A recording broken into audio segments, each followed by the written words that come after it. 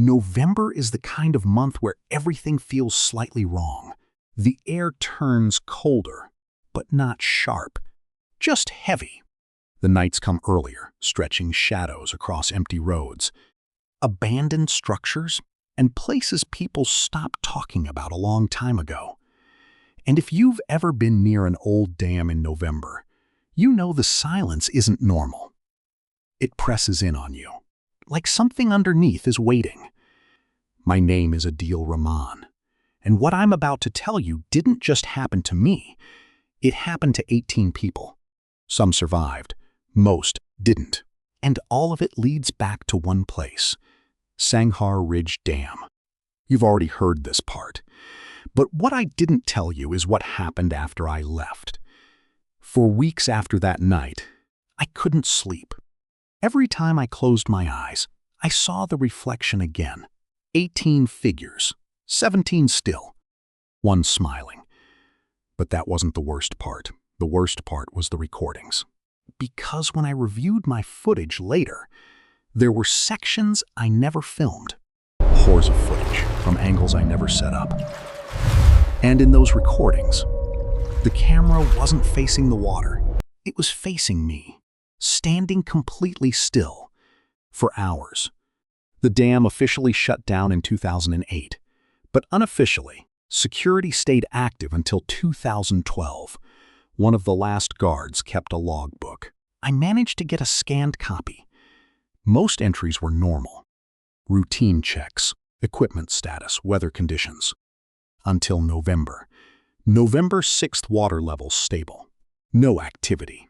November 9th hearing movement below Sector C. Probably debris. November 11th voices. Not sure from where. Could be echo. November 13th, they are counting. That entry was underlined 3 times. November 15th, 17 shadows on the surface tonight. November 16th, Ian followed me. That was the last complete entry. The final page just said, 18 now. The guard was never found. Before the dam closed, a diver was sent down to inspect structural damage. His name was Imran Qureshi. His footage was never released publicly, but parts of it leaked years later. The video starts normally dark water. Flashlight, cutting through murk, concrete walls, nothing unusual. Until about 12 minutes in, he stops. The beam of light shakes slightly. Then it steadies and focuses on something ahead, Shopashkeas, standing upright at the bottom, not floating. Standing. 17 of them, perfectly still. Imran's breathing gets faster. He backs away slowly, and then one of them moves, not swimming, walking. The footage cuts out after that. His body was recovered 2 days later. But according to reports, his oxygen tank was still full.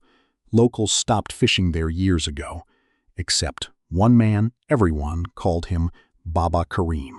He claimed the water spoke truth. People thought he was just old, until he disappeared. His boat was found drifting near the center. Inside it, his fishing net, completely empty, but soaked in something dark, thicker than water, and scratched into the wooden floor. Don't look when they rise.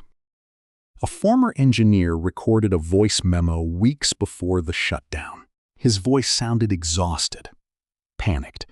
They told us it was structural failure, cracks in the foundation. That's not true. There's a chamber beneath the dam. It wasn't on any blueprint. We opened it. A long pause, breathing. There was water inside, but no source. And something else, static. They counted us. The tape ends there. In 2015, 3 teenagers broke into the dam at night. Only one came back. He was found walking along the road at sunrise, barefoot, silent. When police questioned him, he only said one thing. They told us not to move. What happened to your friends? They moved. He hasn't spoken since. In 2018, a drone operator tried to film the dam from above. The footage is still online. At first, it's just aerial shots, Sempi structure. Still water. Then the drone lowers, closer to the surface. And that's when you see it. Shapes beneath the water, arranged in a circle. The signal cuts suddenly. The drone was never recovered. There's a tunnel beneath the dam, sealed off after the shutdown. But someone got inside, posted photos anonymously. The walls were covered in markings, not graffiti, not random numbers, repeated over and over. Point 1, 2, 3, all the way to 17. And at the end of the tunnel, the number 18, carved deeper than the rest, still wet.